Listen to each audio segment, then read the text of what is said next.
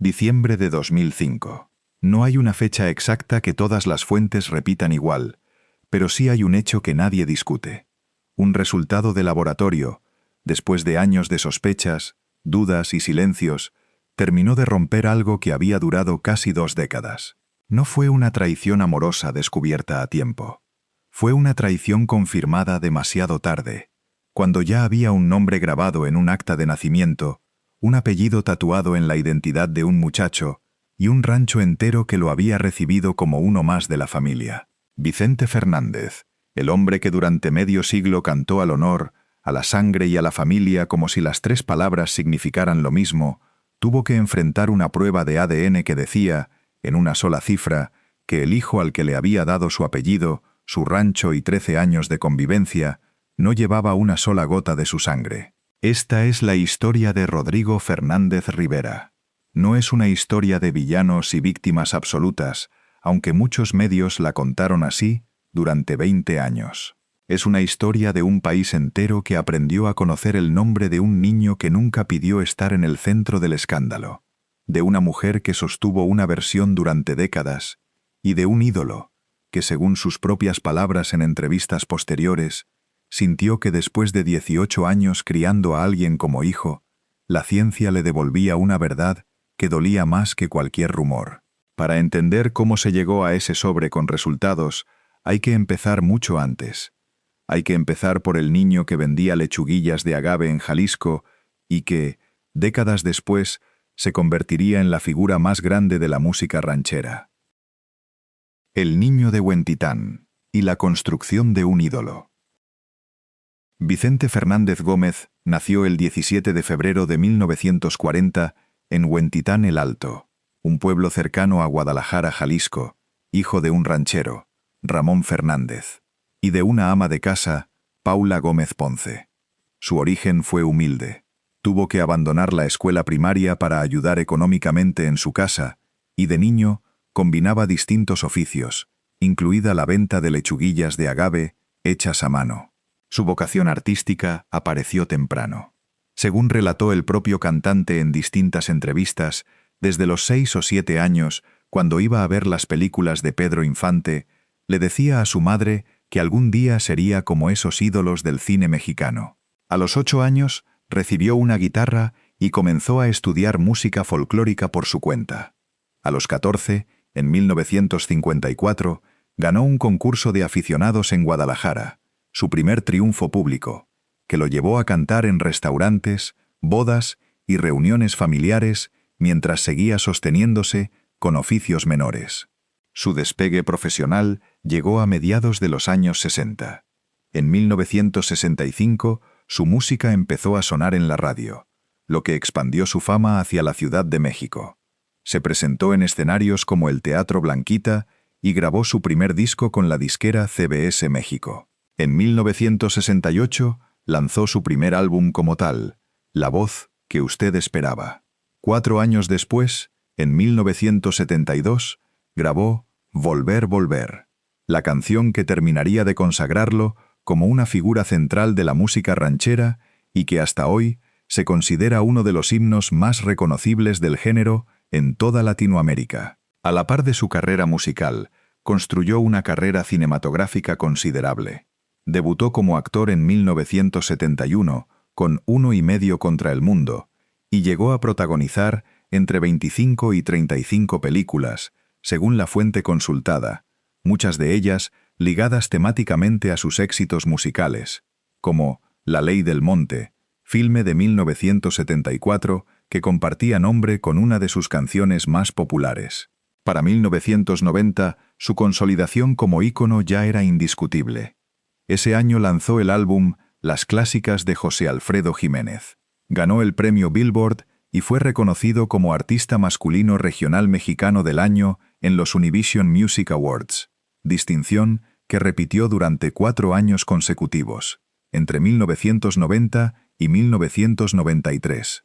En 1991, el periódico estadounidense The Houston Chronicle lo bautizó como el Sinatra de las rancheras, en un titular a 8 columnas, después de un concierto en Houston, Texas.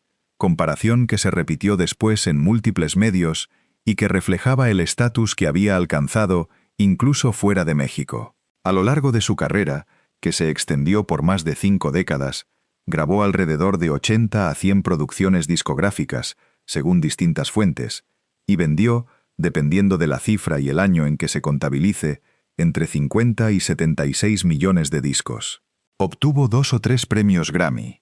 Las fuentes varían. Entre 6 y 8 premios Grammy Latino, 14 premios Lo Nuestro, una estrella en el Paseo de la Fama de Hollywood, develada el 2 de diciembre de 2005, y el reconocimiento de Persona del Año, otorgado por la Academia Latina de Grabación en 2002. Este nivel de fama y de peso económico dentro de la industria del entretenimiento mexicano no es un dato decorativo para esta historia. Es, precisamente, lo que explica por qué el escándalo de Rodrigo tuvo la dimensión mediática que tuvo y por qué la reacción de Vicente Fernández, fuera cual fuera, tenía la capacidad de determinar, en los hechos, el futuro profesional de cualquier persona que dependiera de la buena relación con él o con su entorno. Los Tres Potrillos, el territorio de la dinastía. A finales de los años 60, en 1963, Vicente Fernández contrajo matrimonio con María del Refugio Abarca Villaseñor, Cuquita, quien había sido su vecina en Guadalajara durante años. El matrimonio se prolongó 58 años, hasta la muerte del cantante en 2021, y de él nacieron 3 hijos varones, Vicente Jr., Gerardo y Alejandro, además de una hija adoptiva, Alejandra. Hacia 1980, Vicente Fernández construyó un rancho de 500 hectáreas en las afueras de Guadalajara, al que llamó Los Tres Potrillos, en honor a sus 3 hijos varones. Con los años, la propiedad se convirtió en mucho más que una residencia privada. Incluyó una arena para espectáculos y charrería con capacidad para 11.000 personas, y funcionó como escenario recurrente tanto de la vida familiar de los Fernández como de parte de su actividad pública y mediática. Ahí se filmaron escenas de televisión, ahí se recibían visitas de otros artistas y empresarios del medio, y ahí, según múltiples reportes, Rodrigo pasó buena parte de su infancia y adolescencia una vez que fue reconocido por Vicente Fernández. Alejandro Fernández, el menor de los hijos biológicos, debutó como actor en la última película de su padre, Mi querido viejo, 1991, y para mediados de los años 90 ya construía una carrera propia como cantante, que, con el tiempo, lo convertiría en una de las figuras más importantes del género.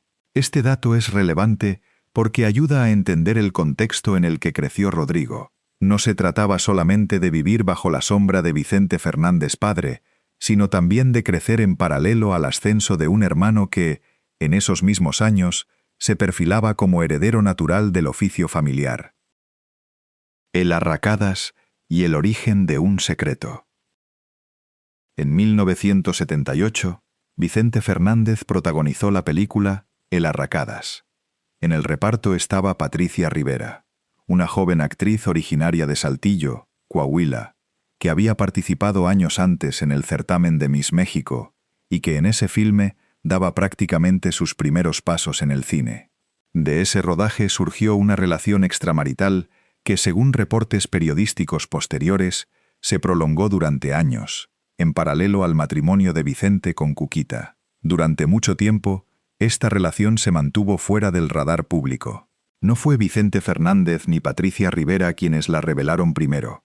Fue un amigo cercano del cantante, Chucho Gallegos, quien en 1988 confirmó a la revista TV Novelas que Fernández tenía un hijo con una actriz, y que además lo había reconocido legalmente como propio. La revelación llegó, según las crónicas de la época, justo cuando Vicente y Cuquita estaban por cumplir 25 años de matrimonio. El niño en cuestión era Rodrigo Fernández Rivera, nacido el 16 de abril de 1987 en la Ciudad de México. Contrario a lo que cabría esperar de un escándalo de esa magnitud, una infidelidad de años, un hijo fuera del matrimonio revelado por un tercero, una esposa con 25 años de matrimonio a cuestas, la historia no terminó en ruptura. De acuerdo con distintas versiones periodísticas, fue la propia Cuquita quien, después de un tiempo de asimilar la noticia, pidió que el niño fuera llevado al rancho familiar, Los Tres Potrillos.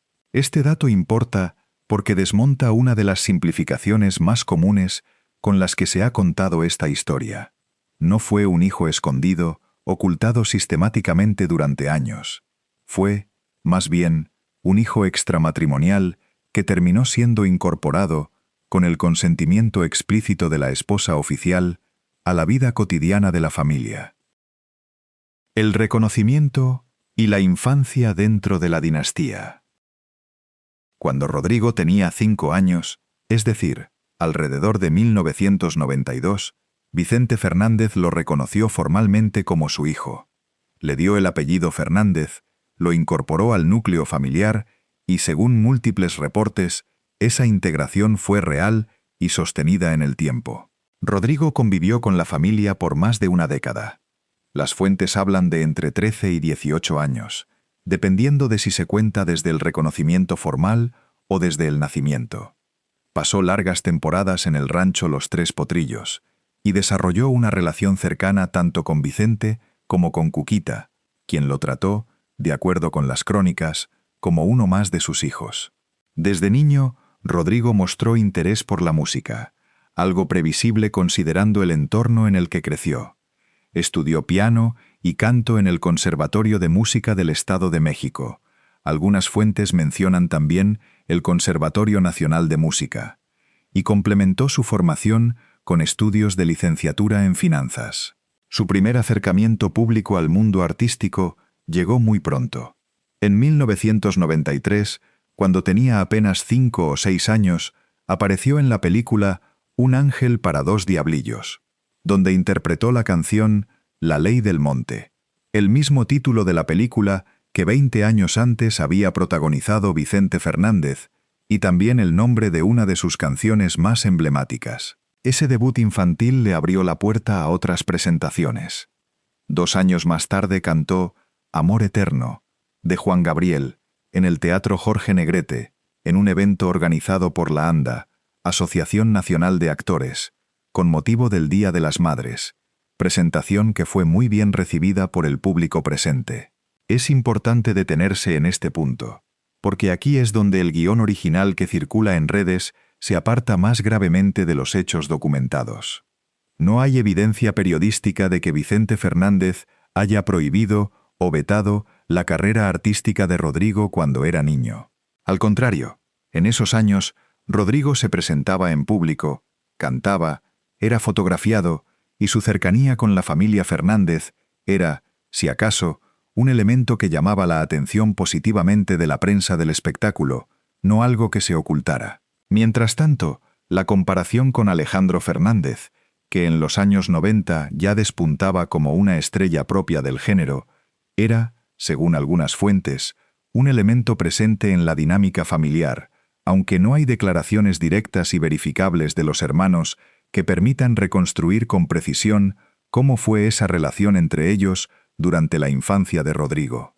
Lo que sí es un hecho documentado es que Rodrigo creció creyendo, como cualquier hijo, que Vicente Fernández era su padre biológico, y que Vicente, durante esos años, actuó en consecuencia. Lo educó, lo mantuvo económicamente y lo presentó como parte de su familia. México, en los años 90. El contexto del miedo. Para entender por qué una familia con el poder económico y mediático de los Fernández terminó sometiéndose a un procedimiento tan invasivo como una prueba de ADN colectiva, hace falta situar el episodio en su contexto histórico. Durante los años 90 y principios de los 2000, México atravesó un incremento sostenido de secuestros extorsivos, un fenómeno que afectó particularmente a familias con fortunas visibles, empresarios, banqueros y también figuras del entretenimiento. Bandas especializadas en el llamado secuestro express y en plagios de largo cautiverio proliferaron en distintas regiones del país, con Jalisco entre los estados donde se registraron casos de alto perfil. En ese entorno, contratar pólizas de seguro antisecuestro se volvió una práctica relativamente extendida entre familias de alto patrimonio, precisamente porque estas aseguradoras internacionales, especializadas en el llamado K&R, Kidnap and Ransom, exigían como parte de su proceso de suscripción un registro biológico de cada persona asegurada. La razón es puramente operativa. En un secuestro con envío de pruebas de vida, una práctica documentada en varios casos mexicanos de esa época, no exclusiva de la familia Fernández, contar con un perfil genético de referencia permite confirmar con certeza si el fragmento corporal enviado por los captores corresponde realmente a la persona secuestrada, evitando así que criminales inescrupulosos puedan extorsionar con pruebas falsas o de terceros. Fue exactamente ese mecanismo, pensado para proteger a la familia frente a la posibilidad de un nuevo secuestro, el que terminó por revelar, como efecto colateral no buscado, que Rodrigo no era hijo biológico de Vicente Fernández. El secuestro que cambió todo. El 20 de mayo de 1998 ocurrió el episodio que, sin buscarlo, terminaría por desatar la revelación que rompería la relación entre Vicente Fernández y Rodrigo. Ese día, Vicente Fernández Jr., el hijo mayor del cantante, fue secuestrado en las inmediaciones del rancho Los Tres Potrillos, cerca de Guadalajara, Jalisco, por un grupo de crimen organizado. Según relató después el propio Vicente Fernández Jr. en entrevistas, y como confirmaron distintos medios mexicanos e internacionales, el cantante recibió la llamada que le informaba del secuestro momentos antes de subir a un escenario en Morelia, Michoacán. Decidió no cancelar la presentación. Cantó esa noche y siguió cumpliendo compromisos durante los meses siguientes, mientras en paralelo se desarrollaba una negociación privada con los captores, sin involucrar públicamente a las autoridades por temor a poner en mayor riesgo la vida de su hijo. El secuestro se prolongó durante 121 días. Fue un cautiverio marcado por una crueldad particular. Los captores, pertenecientes a una banda identificada después como los Mochadedos, contrataron a un médico para amputar 2 dedos de la mano izquierda de Vicente Fernández Jr., el anular y el meñique, y los enviaron a la familia como prueba de vida y como forma de presión para acelerar el pago del rescate. Según distintas versiones periodísticas, el primer dedo enviado nunca fue encontrado por la familia, pese a que, según se ha contado, el propio Vicente Fernández movilizó a trabajadores del rancho para buscarlo en la zona donde presuntamente fue arrojado. Vicente Fernández Jr. relató después que, ante el segundo corte, pidió penicilina para inyectársela él mismo y evitar que la herida se gangrenara. Las cifras exactas del rescate varían según la fuente consultada. Algunos medios hablan de una demanda inicial de $5 millones que terminó negociándose a la baja. Otros mencionan montos de hasta $10 millones en las exigencias iniciales de los secuestradores. Sobre el monto finalmente pagado, las cifras oscilan entre 3.2 y 3.8 millones de dólares, dependiendo de la fuente. Lo que las distintas versiones sí coinciden en señalar es que Vicente Fernández llegó a sospechar que algunas de las personas encargadas oficialmente de las negociaciones, incluyendo a un responsable antisecuestros, podrían haber estado coludidas con los criminales, sospecha que pareció confirmarse años después, cuando algunos de esos funcionarios fueron hallados muertos. Vicente Fernández Jr. fue liberado en septiembre de 1998 en un estado físico deplorable, según relató después su propia familia, extremadamente delgado, con barba crecida y sin 2 de sus dedos. En 2008, la entonces Procuraduría General de la República confirmó la detención de miembros de la banda Los Mochadedos, varios de los cuales fueron sentenciados a 50 años de prisión. Este episodio dejó una marca profunda y duradera en la familia Fernández. No fue solamente un hecho traumático que se superó con el tiempo, modificó de forma permanente la manera en que la familia entendía su propia seguridad. Y fue, precisamente, esa transformación la que puso en marcha la cadena de hechos que terminaría por revelar que Rodrigo no era hijo biológico de Vicente Fernández. El seguro antisecuestro, y la prueba que nadie esperaba. Después de la traumática experiencia de 1998, la familia Fernández tomó una decisión que, en el contexto mexicano de esos años, era relativamente común entre familias de alto perfil: contratar un seguro antisecuestro para proteger a sus miembros. Como se explicó antes, este tipo de pólizas suelen requerir un registro biológico de los asegurados con un propósito muy concreto y nada relacionado con dudas de paternidad. El propio Vicente Fernández explicó esta lógica años después en una entrevista con el periodista Gustavo Adolfo Infante. Contó que, después del secuestro de su hijo mayor, decidieron tramitar un seguro antisecuestro para el resto de la familia, y que como parte del proceso les sacaron sangre a todos, por aquello de si te mandan un dedo, sepas si realmente es de tu hijo o no. Fue durante ese trámite, dijo el cantante, cuando se detectó que Rodrigo no compartía su carga genética. Rodrigo, por su parte, relató en una entrevista concedida a la revista TV Novelas en 2003 cómo vivió ese momento desde su perspectiva. Contó que fue llevado a la oficina de quien creía su padre para que le sacaran sangre, que le presentaron a un médico y que no pudo negarse porque confiaba en que se trataba simplemente de un requisito del seguro, tal como le habían explicado. Según su propio testimonio, ese día fue el único de los hermanos al que efectivamente le extrajeron sangre en esa ocasión particular, aunque él asumió en ese momento que sus hermanos ya se habían sometido al mismo procedimiento en otro momento. El resultado, cuando llegó, no dejó margen de interpretación: 0% de compatibilidad de paternidad entre Vicente Fernández y Rodrigo. Sobre el año exacto en que este resultado se hizo público, existe una notable falta de consenso entre las fuentes periodísticas. Algunos medios ubican la revelación en 2003, otros en 2004, la mayoría en 2005, y al menos una fuente menciona 2007. Esta discrepancia probablemente responde a que hubo un proceso, no un solo momento. La prueba se realizó en un momento, el resultado se conoció en otro, y la disputa legal y mediática que se derivó de él se extendió durante varios años más, lo cual explica que distintos medios hayan fechado la revelación en momentos distintos de ese proceso. La reacción de Vicente y el acuerdo que siguió. A diferencia de lo que sugieren versiones sensacionalistas sin sustento documental, no hay evidencia de que Vicente Fernández haya reaccionado con una venganza fría y calculada, ni de que haya pagado una cifra millonaria a Patricia Rivera para comprar su silencio y hacerla desaparecer. Lo que sí está ampliamente documentado, a través de las propias declaraciones del cantante en distintas entrevistas, es un proceso más complejo, con elementos de dolor genuino, pero también de una negociación legal concreta entre las partes. En una entrevista con el programa Tras la Verdad, Vicente Fernández fue explícito sobre su postura.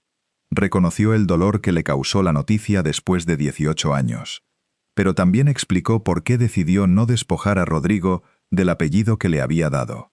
Sostuvo que había tenido los calzones, en sus propias palabras, de reconocerlo públicamente en su momento y que consideraba injusto el sufrimiento que la situación le había causado a su familia, pero aclaró también que, en su criterio, quien menos culpa tenía en todo el asunto era el propio niño. El proceso, sin embargo, no estuvo exento de tensión legal. De acuerdo con reportes de la época, antes de que se conociera formalmente el resultado negativo de la prueba, Rodrigo, entonces ya mayor de edad, había demandado a Vicente Fernández por una cifra reportada de entre 5 y 5,5 millones de dólares, en un litigio relacionado con manutención y reconocimiento de derechos, que incluía la posibilidad de embargar bienes del rancho Los Tres Potrillos, entre ellos caballos y vehículos. Tras conocerse el resultado de la prueba de ADN, las partes llegaron a un acuerdo. Según relató el propio Vicente Fernández en el programa Historias para contar de Telemundo en 2008, el arreglo incluyó el compromiso de aportar 5 millones de dólares para cuando Rodrigo concluyera la carrera universitaria que eligiera, 200.000 dólares para que pudiera establecer una oficina o negocio propio, y 50.000 dólares como adelanto para su manutención. En septiembre de 2004, el abogado de Patricia Rivera y Rodrigo confirmó públicamente que se había llegado a un acuerdo para poner fin a las confrontaciones legales entre ambas partes. Es decir, la relación no terminó en un despojo total ni en un aislamiento absoluto orquestado desde el rencor, como sugiere la versión sensacionalista. Terminó en un acuerdo económico negociado legalmente, en el que Vicente Fernández, pese al dolor que expresó sentir, mantuvo cierto nivel de responsabilidad económica hacia quien había criado durante casi 2 décadas, y no le retiró el apellido Fernández, algo que Rodrigo conserva hasta la actualidad. Lo que sí cambió de manera radical fue la convivencia. Distintas fuentes coinciden en que, tras la revelación, Rodrigo dejó de tener acceso al rancho Los Tres Potrillos y la relación cotidiana con la familia se rompió. No hubo, según lo documentado, una reconciliación posterior significativa entre Rodrigo y Vicente Fernández antes de la muerte de este último. El intento de carrera musical. Como cualquier joven que creció rodeado de música y bajo la sombra de un apellido con enorme peso en la industria del regional mexicano, Rodrigo intentó labrarse un camino propio como cantante. En 2005, ya sin el litigio legal activo y con la relación con Vicente Fernández normalizada, al menos en un plano de paz, según sus propias palabras a la prensa de la época, ya no hay ningún tipo de relajo, estamos en paz. Rodrigo declaró a medios que preparaba el lanzamiento de su carrera discográfica. En esa misma entrevista con El Universal, dijo que su intención era mostrar su talento sin necesidad de demostrar nada frente a su familia, y que su primer disco sería una sorpresa para los Fernández. En 2006, firmó contrato con la disquera EMI y lanzó su álbum debut, titulado El pecado más bello. Dentro del género regional mexicano, tenía 19 años. No hay evidencia periodística sólida de que existiera un boicot orquestado por Vicente Fernández o por la industria para frenar deliberadamente la carrera de Rodrigo. Lo que sí es un hecho ampliamente reconocido en la industria musical y que no requiere de una conspiración para explicarse, es que competir comercialmente en el género regional mexicano, llevando el apellido Fernández, el mismo apellido que ya representaba a Vicente Fernández y a Alejandro Fernández, entonces en la cúspide de su carrera, suponía comparaciones inevitables y una vara muy alta con la que medirse, sin necesidad de que nadie moviera hilos en su contra. Rodrigo mismo, en entrevistas posteriores, no ha descrito su breve etapa musical como una carrera saboteada, sino como una experiencia que valora con cariño. En sus palabras, esa etapa le dejó una anécdota maravillosa que le permitió conocer gente que valora hasta hoy. No continuó activo en la música más allá de ese proyecto discográfico. Los años de silencio y la bioserie que reabrió la historia. Después del lanzamiento de su álbum, Rodrigo se alejó progresivamente de los reflectores. Con el paso de los años, su nombre dejó de aparecer con frecuencia en la prensa del espectáculo, salvo en contadas ocasiones en las que medios recordaban su historia con motivo de algún aniversario. El episodio volvió a la conversación pública de forma masiva en 2022, con el estreno de la bioserie no autorizada El último rey, el hijo del pueblo, producida por Televisa y basada en el libro de la periodista Olga Warnat sobre la vida de Vicente Fernández. La producción abordó tanto el secuestro de Vicente Fernández Jr. como la historia del hijo extramatrimonial fuera de su matrimonio con Cuquita, lo que generó una ola de artículos periodísticos, varios de los cuales fueron citados en la investigación de este guión, que revisaron nuevamente los hechos documentados del caso. Es importante señalar que la familia Fernández expresó públicamente su rechazo a esta producción por considerarla no autorizada, aunque la serie se transmitió de todas formas. La muerte de Vicente Fernández. El 12 de diciembre de 2021, Vicente Fernández murió a los 81 años, tras permanecer hospitalizado casi 5 meses a raíz de una caída sufrida en su rancho que le provocó una lesión medular grave. Falleció, de manera simbólica para muchos mexicanos, el mismo día en que se celebra a la Virgen de Guadalupe, patrona religiosa profundamente ligada a la identidad católica popular del país. Su último reconocimiento en vida llegó apenas unos meses antes, cuando su álbum, A mis ochentas, ganó el Latin Grammy a Mejor Álbum de Música Ranchera Mariachi en noviembre de 2021. No hay registro público de que Rodrigo haya estado presente en el funeral ni en los homenajes oficiales que rodearon la muerte de Vicente Fernández, lo cual es consistente con el hecho de que, para entonces, la relación llevaba años sin una convivencia activa. Sin embargo, cuando se le preguntó directamente por su reacción ante la noticia, en una entrevista posterior con el programa Venga la Alegría, Rodrigo no respondió con resentimiento ni distancia hostil. Dijo que la muerte le dolió, como a todos los mexicanos, y calificó a Vicente Fernández como un extraordinario cantante, un ídolo nacional. Rodrigo Hoy, una reaparición sin rencor. En septiembre de 2025, Rodrigo Fernández volvió a aparecer públicamente en entrevistas con distintos medios mexicanos, 2 décadas después del escándalo que definió buena parte de su vida adulta. Para entonces, ya llevaba años completamente alejado de la música. Contó que hoy es padre de 3 hijos y que la experiencia de haber crecido 18 años creyendo ser hijo de Vicente Fernández, para después descubrir que no compartía su sangre, terminó siendo, en sus propias palabras, una experiencia que lo fortaleció como persona y como padre. En esas entrevistas recientes, Rodrigo no ha mostrado el discurso de víctima resentida que muchas narrativas sensacionalistas le atribuyen. Ha hablado con gratitud sobre lo vivido, incluyendo los años en los que creció como parte de la familia Fernández, y ha insistido en que, de lo bueno y lo malo que le dio la vida, ha decidido quedarse con el aprendizaje. Su madre, Patricia Rivera, quien fue el origen de todo este episodio, se retiró completamente del medio artístico en 2018. Según ha declarado ella misma en entrevistas recientes junto a su hijo, hoy dedica su tiempo a disfrutar de sus nietos y a viajar, sin haber vuelto a hablar públicamente del asunto con el nivel de detalle que caracterizó los años del escándalo. Reflexión final. La historia real de Rodrigo Fernández no necesita inventar una venganza fría ni una conspiración empresarial para resultar conmovedora. Tiene, en sus propios términos documentados, todos los elementos de una tragedia humana genuina.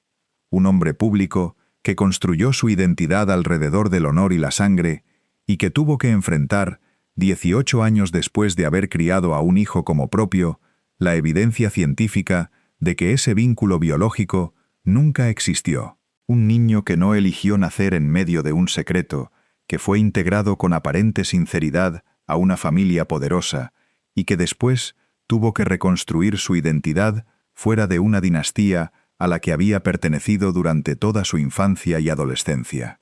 Lo que hace distinta a esta versión de la historia, frente a las que circulan sin verificación en redes sociales, no es que sea menos dramática, es que cada uno de sus elementos, el ascenso de Vicente Fernández desde un pueblo de Jalisco hasta convertirse en el ídolo más grande de la ranchera, la construcción del rancho Los Tres Potrillos, el secuestro de 1998 en el contexto de una ola de plagios que azotó a México en esos años, el seguro antisecuestro, la prueba de ADN, el litigio legal, el acuerdo económico, la bioserie que reabrió el tema en 2022 y la reaparición de Rodrigo en 2025, puede rastrearse hasta declaraciones directas de los protagonistas o hasta reportes periodísticos contemporáneos a los hechos. No hace falta inventar un cheque de silencio de $4 millones, ni un veto orquestado desde las sombras de la industria para que la historia sea desgarradora. La realidad, bien contada, ya lo es de sobra.